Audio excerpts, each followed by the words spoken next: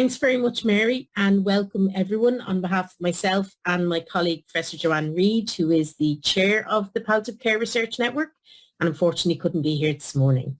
So I'm just going to build on Mary's scene setting to tell you a little bit about the Palliative Care Network, and I'm going to share my screen to assist me with that.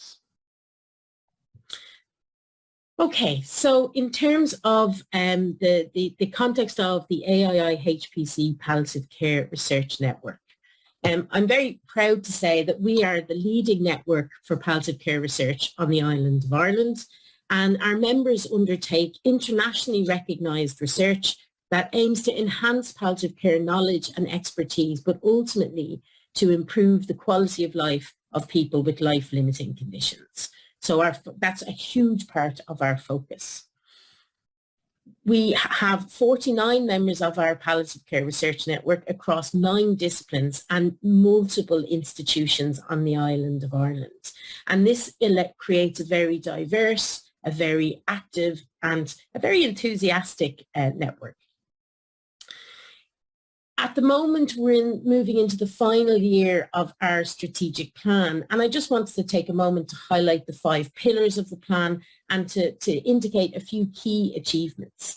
As you can see, we've grown significantly during the course of this strategic plan period, more than doubling our numbers. We've also been very active during that period with multiple events nationally and internationally.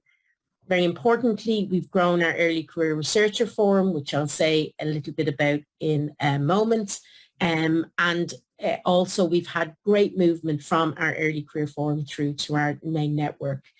A very important part of what we do is based on the support that we receive from Voices for Care, and you'll see they've been involved in many, many research activities.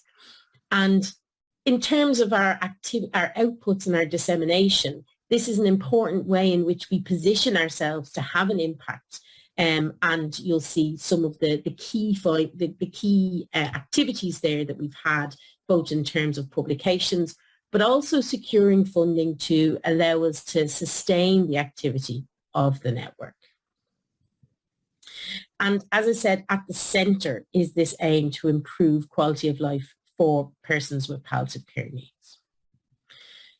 I've just highlighted some of our new PCRN members from 2021 who were very welcome members, and importantly, as I mentioned, some of these were transitioning from the Early Career Researchers Forum.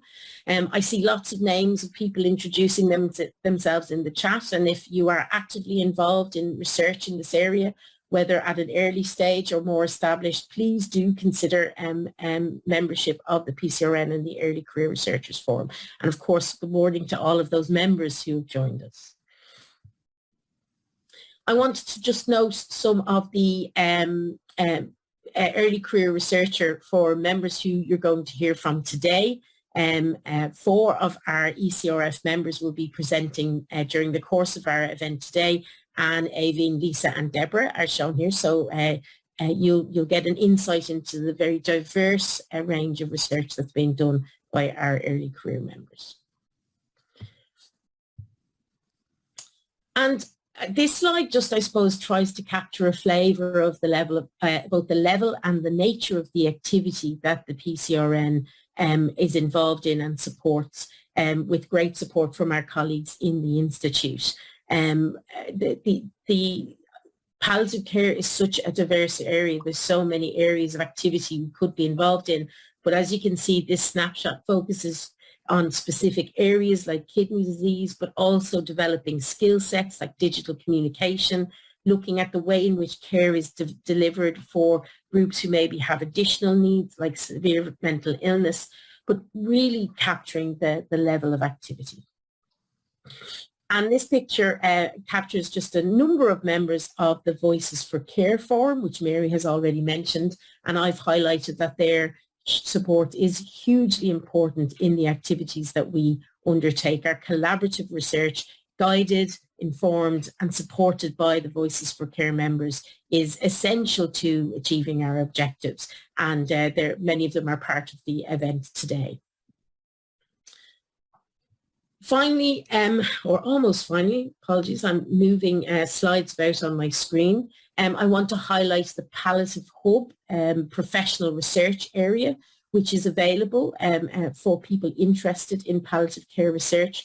This is an amazing centre for information, support, resources relating to palliative care research. As you can see from the snapshot on the top left-hand side, we have areas with information on the network, the Early Career Researchers Forum, resources around conducting research, lots of webinars, podcasts and blogs.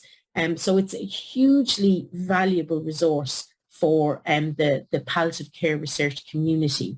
And if you have questions about accessing the Palliative Hub, you can get in touch with the Institute. And I would just highlight a recent addition, which is the PPI in Palliative Care Research tab, which again provides important guidance and advice and resources for researchers working in the area who want to meaningfully engage with the public and patient representatives to ensure that our research is grounded in experience and in real need.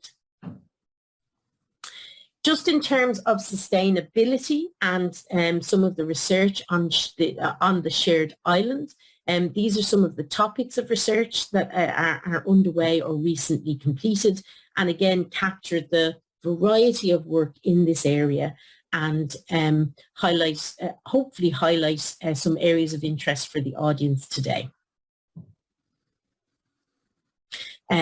Further projects around decision making and future service planning. And I think it's really important to recognise that the type of work that we're producing with collaborators across the island and internationally is really aiming to think about where we are with current services, but to look to the future and to think about things like inequities in palliative care, as we're going to address today, and also integrated care and other topics.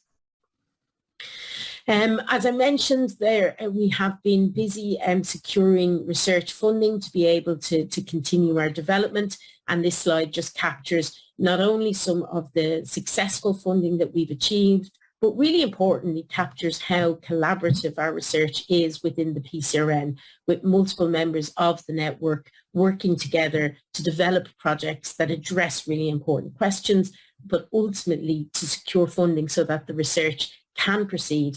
And again, the network is sustained. So there is this constant refreshing of the network, both in terms of the people involved, the activities we undertake, but obviously the funding that we secure to allow us to continue this key research. So just to finish, I've shared the link to the Palliative Hub, also the website for the Institute itself, and I hope this has given you a context for the rest of the event today. Thank you.